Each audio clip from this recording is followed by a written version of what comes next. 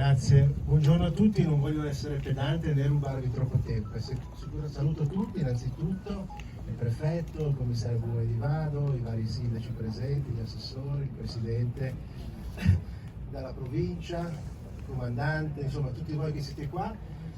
È sicuramente una giornata particolare e ricca di un significato speciale per questo territorio. Questa è un'opera che si inserisce all'interno di un accordo di programma che era stato sottoscritto all'epoca della realizzazione della piattaforma, nuova piattaforma container che è stata avviata nel 2019.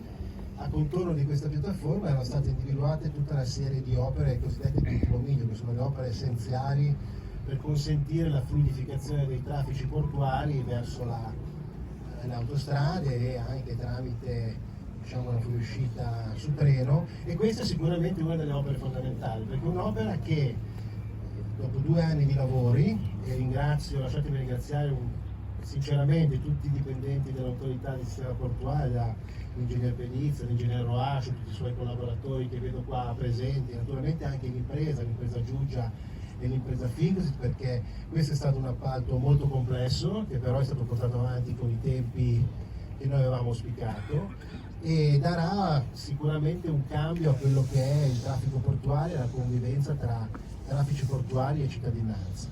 Sempre più importante è la connessione, la convivialità e comunque saper far convivere quello che è l'attività portuale con le proprie città che ospitano queste attività, e questa è un'opera che sicuramente va in questa direzione. Come dicevo, è un'opera fondamentale perché divide definitivamente quelli che sono i traffici portuali da quelli cittadini, restituisce nuovi spazi alla città con nuovi parcheggi e aree verdi, e consente anche l'eliminazione di un passaggio a livello che, come dire, non consentiva una corretta fluidificazione dei traffici ferroviari. Vedo là dietro, ma saluto anche la Monica Giuliano che ci ha accompagnato prima di me con il presidente Signorini, ma io ero segretario generale, quindi me la sento comunque completamente mia questa viabilità. E io non voglio rubarvi troppo tempo, penso che sia un momento veramente particolare e credo che sia meglio lasciare la parola alle persone che hanno fattivamente e quotidianamente con il loro lavoro contribuito alla realizzazione di questa infrastruttura. Quindi grazie a tutti di essere presenti